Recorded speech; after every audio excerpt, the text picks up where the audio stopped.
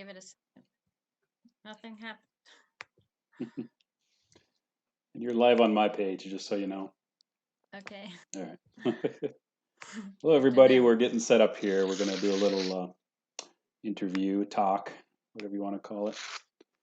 This is a program for Nebraskans for Peace and Indian Times, and you can see a little information in the description there that I posted. So what we're doing right now is, because of the COVID social distancing, we are all remotely social isolating. And what's happening is also there's been issues with funding because of the financial crisis that's been happening because of the COVID shutdown as well. So Nebraskans for Peace is a peace and justice organization. Oh, what you doing, man? That's already leveled and straight, and it's got concrete in it. You see the concrete? Yeah. Can you use the level and straighten it back out? Okay. So I apologize for that, but I'm over here working on the fence outside right now while we're doing this show. So what we decided to do was, as an organization, we reached out to Kevin Aberask and Indians.com, and we want to start doing a podcast once a week, bi-monthly, or excuse me, twice a month, and talk about these issues and talk about what we have been doing, our mission, and what efforts we've been making over the last 50 years even, in order to combat the very problems that have been brought to the surface of the mainstream society right now with this COVID-19 pandemic. So what we're going to do is we join forces with Kevin Aberask and Indians.com, and we have some other board members who are going to come on. And periodically, as we do these podcasts, we're going to have board members, members of Nebraskans for Peace, political leaders, people who are in the know, like Indians.com and Kevin Aberask, in order to get information out to not only our members, but to the rest of the people in Nebraska who are affected by not having local growing food, not knowing about voting rights, and all the other issues that we fight on a regular basis.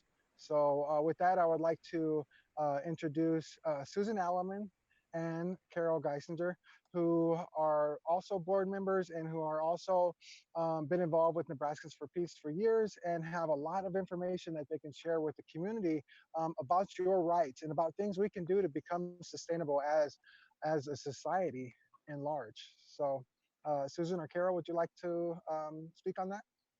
Well, hi, my name is Susan Alleman, and I am the organizational administrator for Nebraskans for Peace. And I have been working with the organization for 19 years. And yeah, this is really exciting. It's a new way to do things. And so I still haven't figured out how to go live on Nebraskans for Peace's page. So, but I am recording this so we can share it later. But yeah. Maggie, maybe if you have something you can hey, real quick there, Biagio is waiting to get in, if you don't mind letting him in there. Yeah, there okay. He is. Go Thank ahead. you. Yep. Figured out how to go live on Nebraska's for Peace's page. Are we, what's going on right now? I got in just as Leo was talking.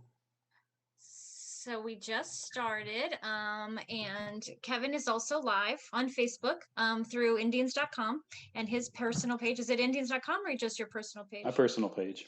Okay, for Kevin Abrast's personal page. And so, yeah, here we are talking about stuff. Leo's doing an introduction for us. My name is Carol Geisinger, and I am the, I've been with the NFP board for over 10, 15 years now, I guess, and I've been working on voting advocacy. I'm also the voter service director with the League of Women Voters, and we have been working on getting voter information out to voters through their portal, their online portal, which is called vote411.org. And that went live on April 15th.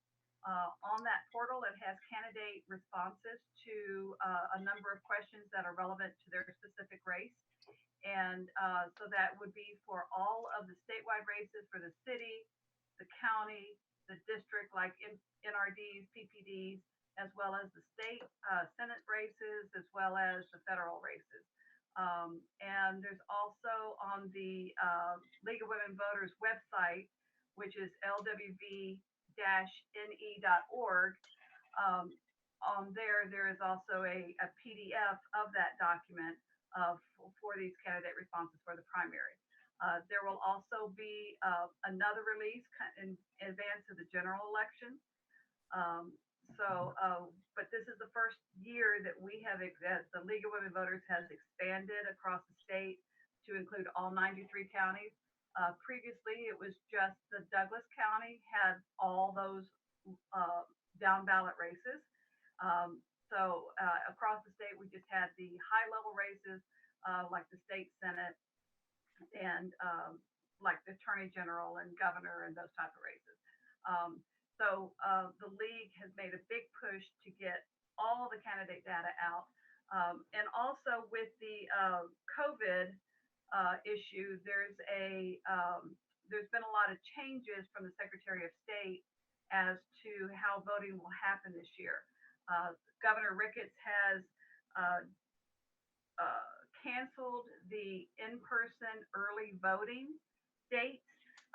So instead of in-person early voting taking place, let's see, the dates were in-person early voting, I'm sorry. I think it was April 13th through May 11th. The early voting has been canceled, and you can only vote in person on election day. So the governor is saying, please register to vote by mail, and you need to, if you don't automatically receive a postcard in the mail for your specific county to offer you to register to get a vote by mail application, you can apply for one online. The deadline to apply for one is May 1st. So that's coming up just in a couple weeks, or actually just a week. And so people need to, if they want to vote in the primary and they don't want to stand in line on May 12th, they need to make sure that they apply for a mail ballot. Right now, there are, I think, 11 counties in Nebraska that are automatic vote by mail, and there's another dozen or so counties that have precincts within their counties that are automatic vote by mail. But other than that, if you want a mail ballot, you have to actually apply for it. There are a couple counties, Douglas and Lancaster County are two of them that they're sending that postcard to every single resident so they can apply for a vote by mail ballot. The ACLU has presented a new brochure on felon rights, which is an awesome document. It talks about all different levels of what you can do if you have ever been incarcerated, if you're newly released, or if you're still incarcerated, what your voting rights are.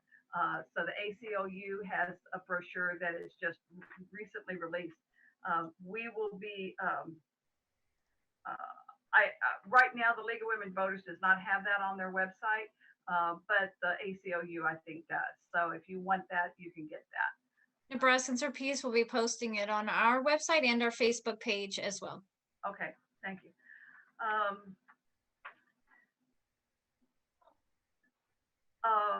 I'm not really sure what all you want me to cover as far as other voting rights. Do you have any questions, specific questions I could answer for voting issues? Carl? Yes. Yeah, one thing I just wanted to mention is that if anybody sees the rebroadcast for this, they can always comment any questions that they have. Okay. So that way we'll continue to hear what their concerns are, and we can continue to follow up on that. So Okay. this broadcast, but also when people see the rebroadcast, just wanted to mention to encourage people to comment Okay. anytime they see this, and then also to, if they can hear it, to like or heart or whatever they want on the video, and then to also put a comment in maybe where they're watching from or something like that. Okay. That's all. That's all that I had. Okay. Carol, where can people go to get more information? The League of Women Voters has the most information right now. That is, their website is lwv-ne.org. That is right. The website needs to be updated, and that's in the process of being updated. But the voting information is right at the top of that website right now. And I'll post a link to that in the description for my video. Okay, terrific. Maggie, we can't hear you. You're on mute. No, now I'm unmuted. We've also been directing to vote411.org all week. So that's a good resource as well. Yes, I'm sorry, I did not mention that. Vote411.org is has all the candidate information on it, and it is tailored directly to. You can either see it all the races for Nebraska, or you can put in your specific address, and you will see all of the races on your specific ballot that qualified for the primary and for candidates that responded. There are some candidates who we reached out to that did not respond. This is the first year that we've gone statewide for the city, county, and district races, and so it's new to them, so they might not understand the value of it yet. But as I have been receiving new candidate interest almost every day, even after it was published. And so we continually update it every day that we get new candidates who are interested in participating, and that will be updated in the 411.org site portal up to the primary. And then we'll do this again for the general election. The candidate deadline is August 2nd. And so we don't have a publication date yet for vote411.org for the general election, but it will probably be in late October, late September, early October.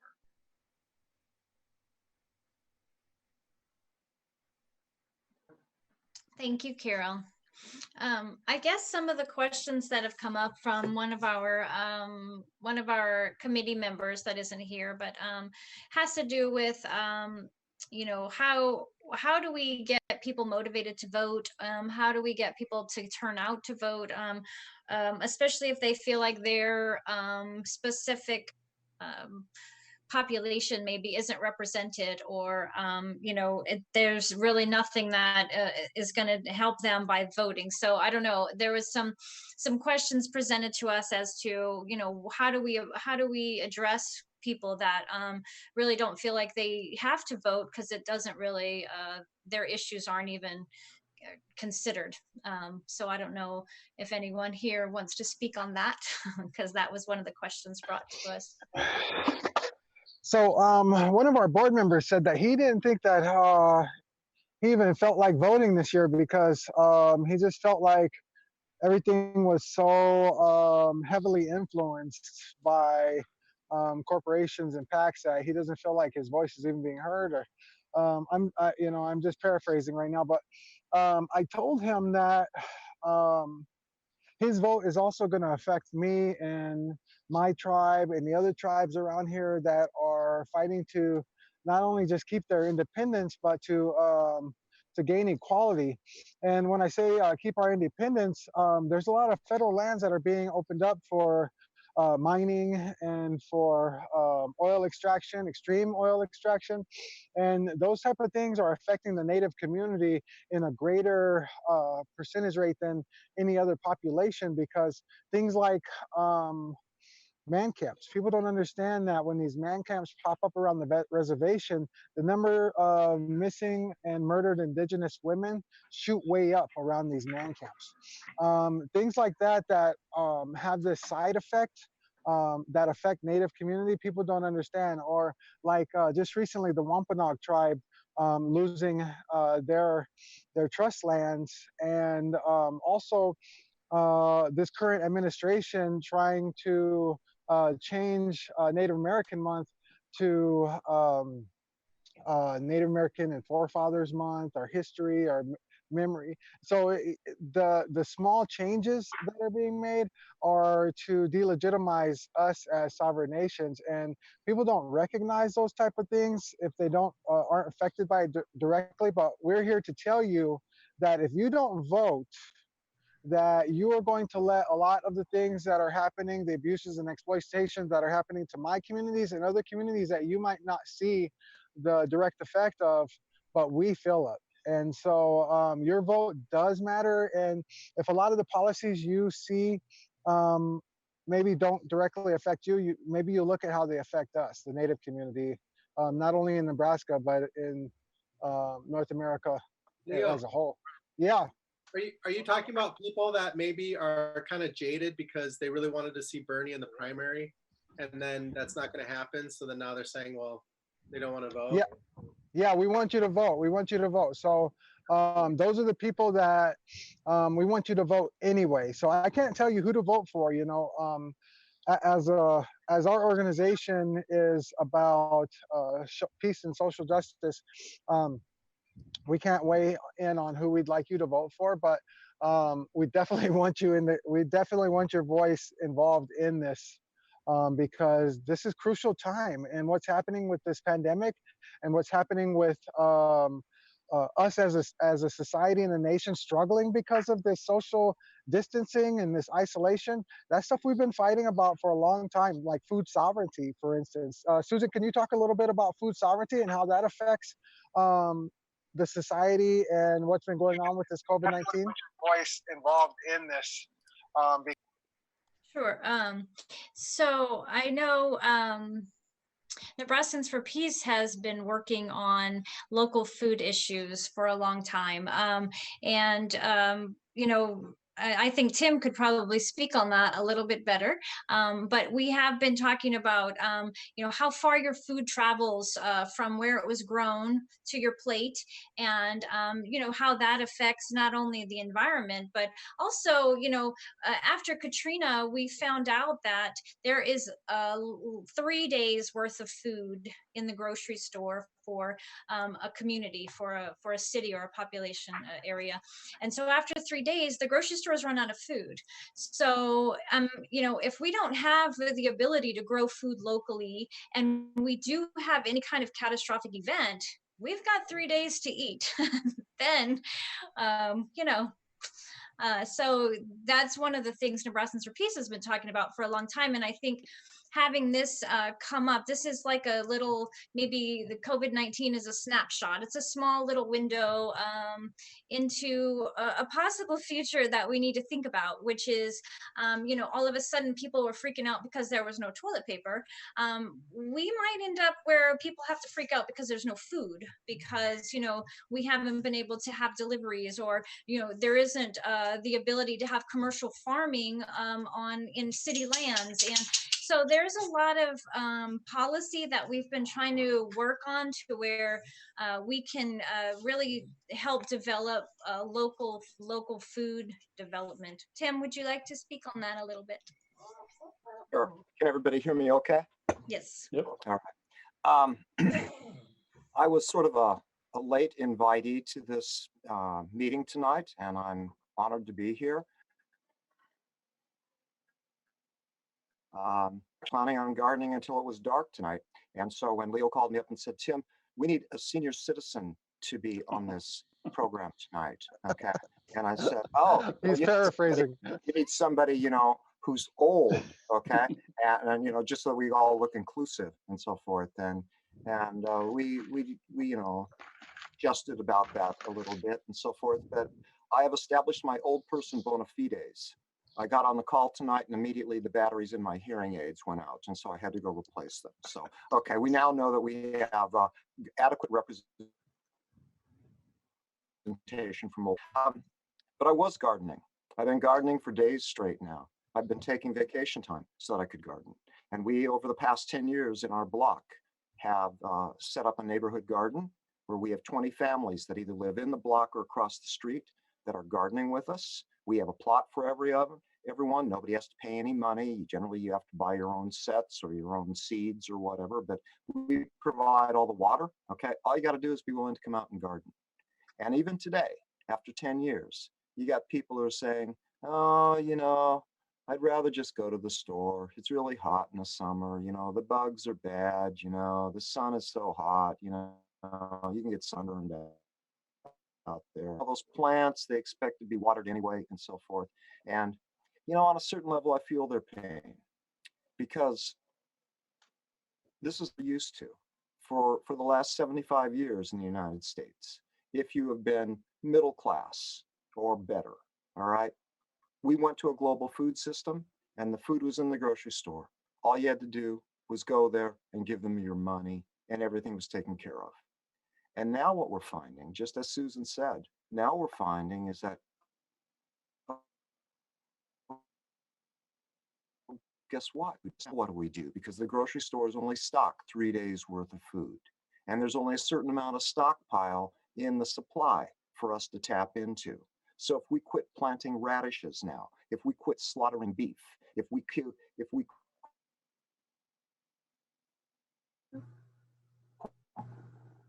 grinding, a hole is going to open up in that food supply. And we're going to say, where are the radishes? And then the answer is, well, nobody got them planted, 2 months ago. And where's the beef?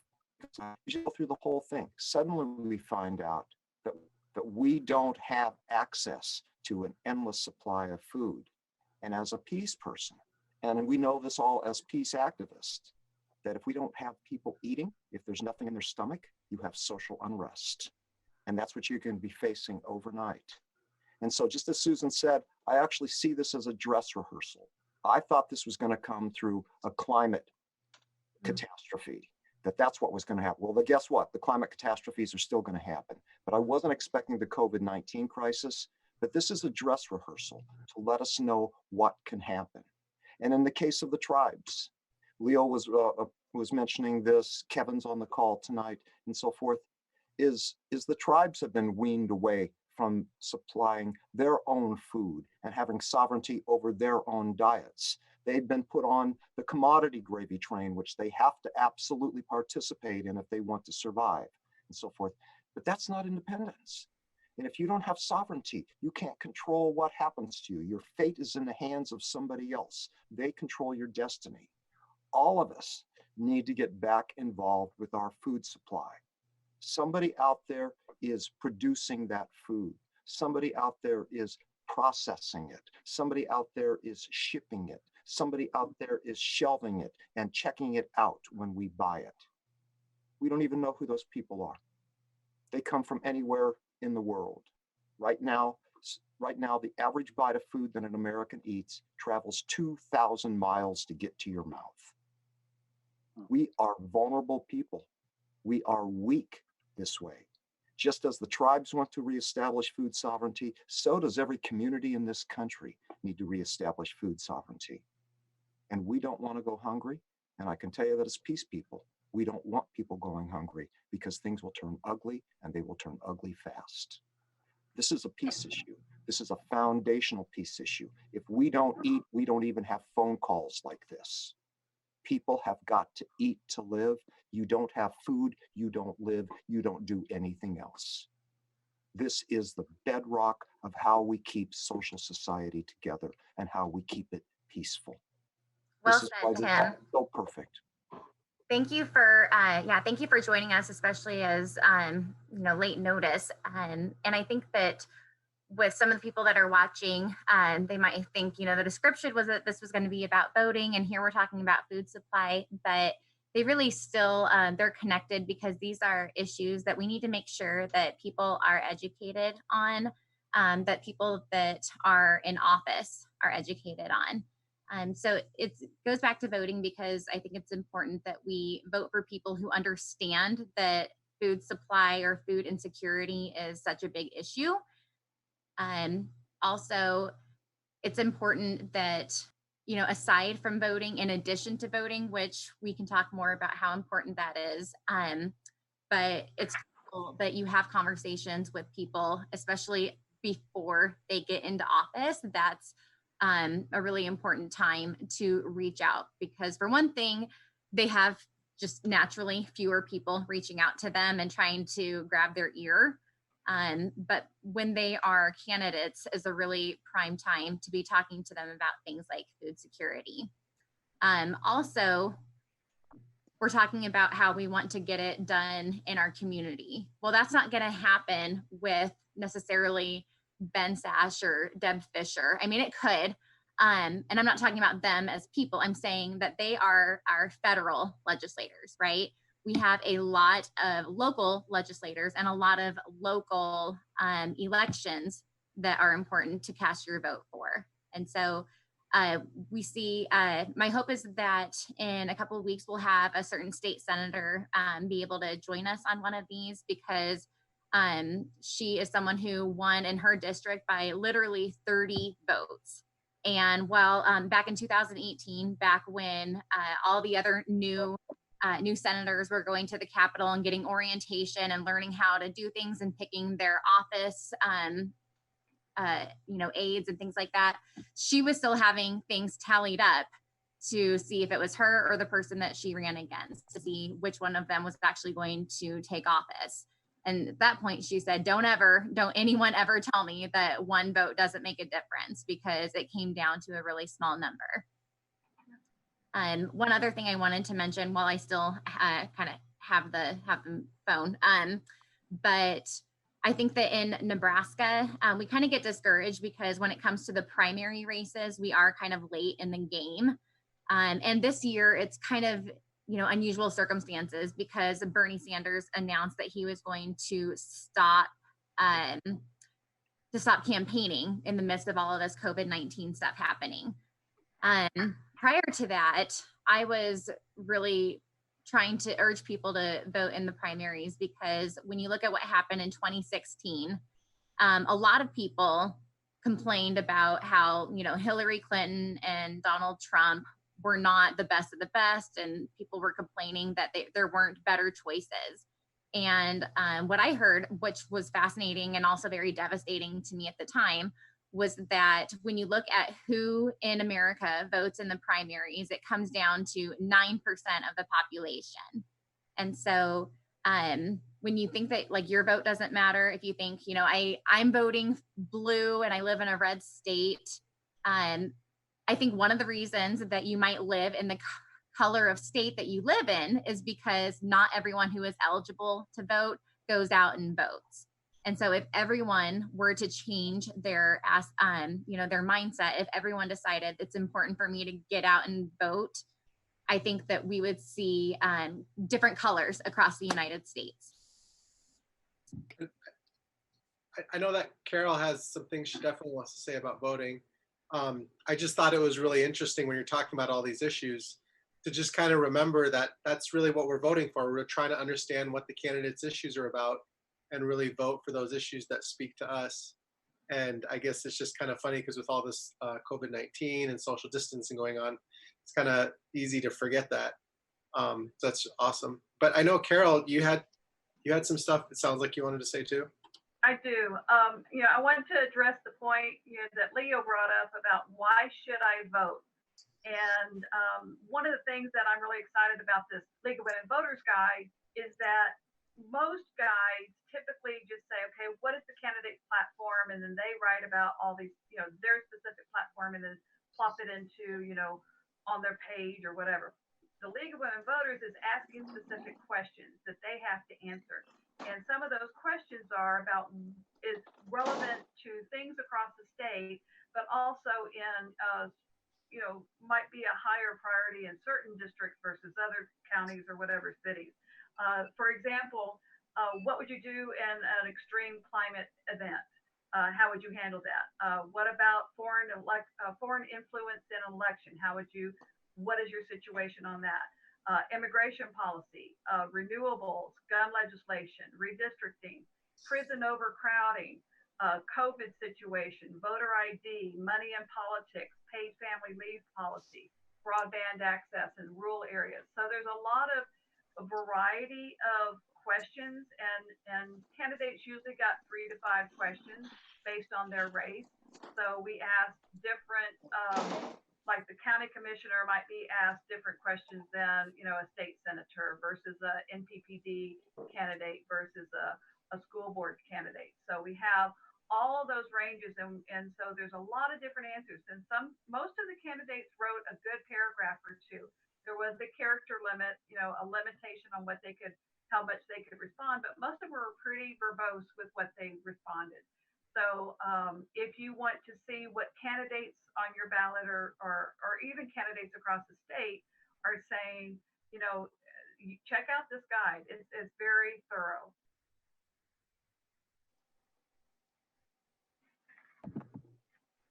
Where do I find the guide at? It's on the League of Women Voters website, lwv-ne.org. Or you could go to vote411.org. Okay, so it is on vote411.org? Yes, it's on vote411.org. So if you want to see all of the races, go to Nebraska, see all races. And there's just close to, I think, 193 races that were covered across the state.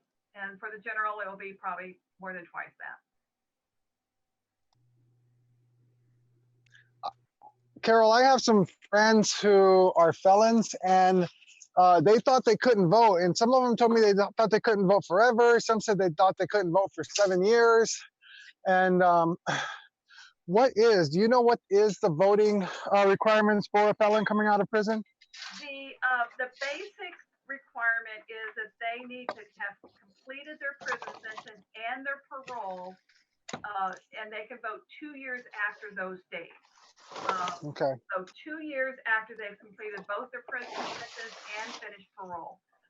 The ACLU has a very thorough, extremely thorough, it's 4 pages of how to vote for various certain situations.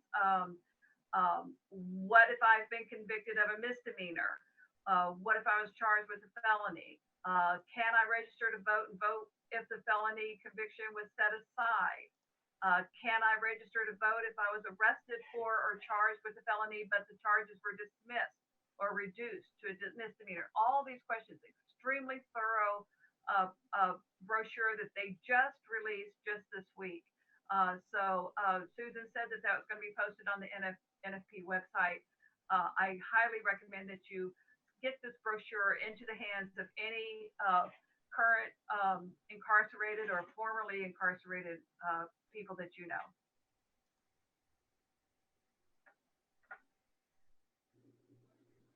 Well, we are entering that 35 minute mark. So I think this might be a good time to wrap things up. But was there any other things that we wanted to make sure to share with our viewers before we do that? Well, we haven't heard from you, Kevin. Is there anything that you would like to talk about or add or find out about or anything? You know, I may have missed this, but I just wondered, what are the deadlines for mailing or for the mail-in votes? What date is the primary and what date is the general election? And I realize this is a lot of questions now, but what interesting races should people be, watching out for in Nebraska?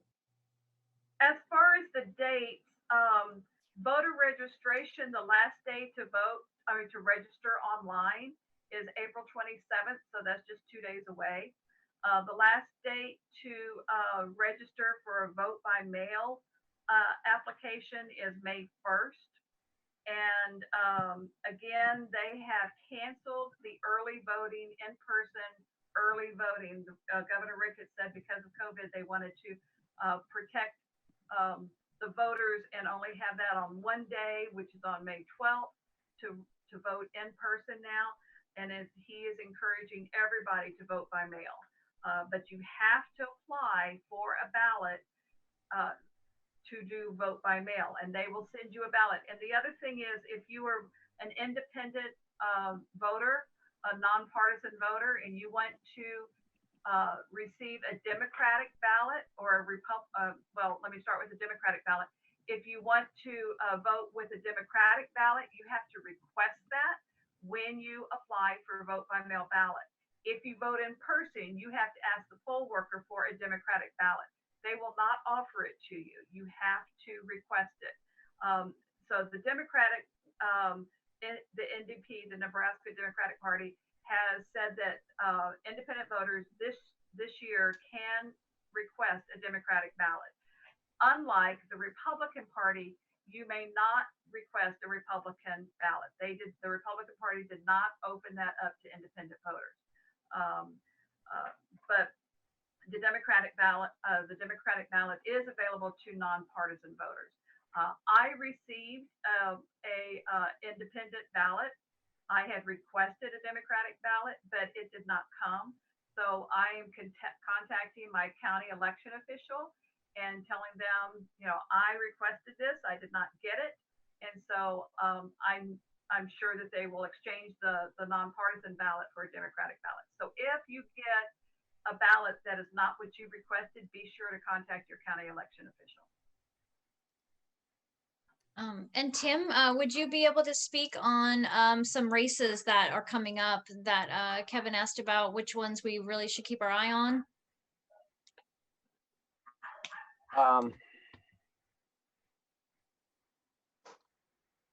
Obviously, it's really important to vote, okay?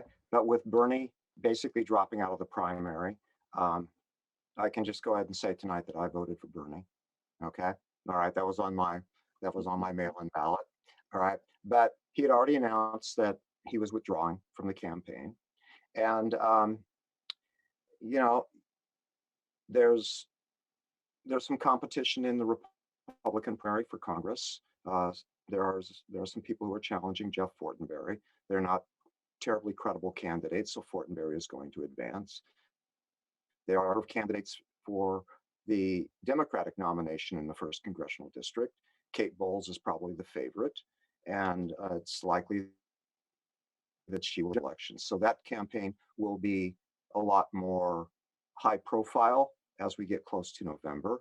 But there are, some county board elections, and we tend to get drawn up into the glamour races, the ones at the top of the ballot, but those are actually the ones that we have the least impact on, because they've got voters everywhere that they have to appeal to.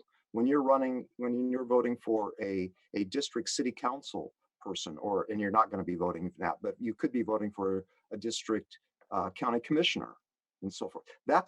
That's incredibly important, because you could have as few as 30,000 people voting, okay, for that particular race, and it could be less than that even. It might even be as low as 10,000.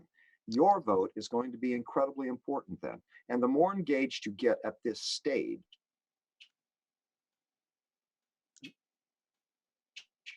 talk to them about their issues, because as Maggie said, this is the moment when they're attuned. They're going to pay attention to voters because they are looking for people who are going to vote for them. And so this is the time to talk to them, not after they've been elected. Yeah, they'll still give you, a hearing when you talk to them and so forth. But right now, they're out there hunting for people that are going to cast a ballot for them. So this is the moment to do it, to be able to turn around and say, well, you don't know me, but I voted for you in the primary, and I'd like you to get elected in the general, but I got some questions I want to ask you. Can you talk with me about this and so forth? This is the time to do it. And the fact that you can say that you participated in the primary makes you a high performance voter. And so they're going to be more inclined to listen to you.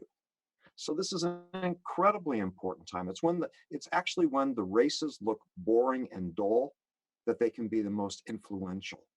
And so this is when we need to start queuing up and getting engaged and casting the ballot and sending the email message and communicating with these people. This is the best window we're ever going to get to reach out and express our views, just as Maggie was saying, just as Carol was saying. And folks, like I said, I'm a Johnny-come-lately to this whole conversation tonight, and I apologize for sort of crashing the party, but this is incredibly important what you're doing. And I'm so impressed that on a Saturday night, you folks would choose to do this. And I think you're all heroic. This is exactly what we need to be doing. I'm so glad that younger people, okay, who are more competent than I am and the rest of us boomers, okay, are coming along and are gonna, pick up the pace here and pick up the slack and do the right thing and make this a better place. In the meantime, I've got some water that I need to go put on some plants that I just put in this afternoon. So I'm going to sign off, folks. Thank you very much. Thank you. Thank you, Tim. So one of the things that we're going to have to start looking at is, like Tim said, this is a Saturday night, and Saturday nights are a lot of times designated for families. So one of the things we're going to need from some of the audience is a little bit of feedback and input on what nights do you think would be the best suited for us to have this periodically. And as a group, would we like to maybe do this once a week or once every other week, once a month? So these are the type of questions that we're going to have to work on. This was just a pilot run for us to see how it will work out and how we felt about this. And I think it went smooth. I think the amount of information that was shared was more of a critical information than it was of the amount of actual information that we have, because when it comes to issues that Nebraskans for Peace is working on, we tackle a wide gambit of things that affect peace. And when people talk about peace and social justice, they think that that's just war and civil unrest, but really all of it's interconnected. Voting, food sovereignty, civil rights, native rights, we're all connected, we're all related. That's actually something that is how the natives live their lives, is Omitaki o Oase, which is to all my relations, or we are all related. And it is true, like everything that happens to one of us, even if it doesn't feel like it's happening to you, if it's happened to someone in your society or in your community, there is going to be a way that it is going to have a ripple effect on you in a short-term or long-term way that you might not notice when you're making decisions like who you're voting for or what issues that you find important, like food sovereignty, which people taught for a long time wasn't a big deal or something that we needed to focus on.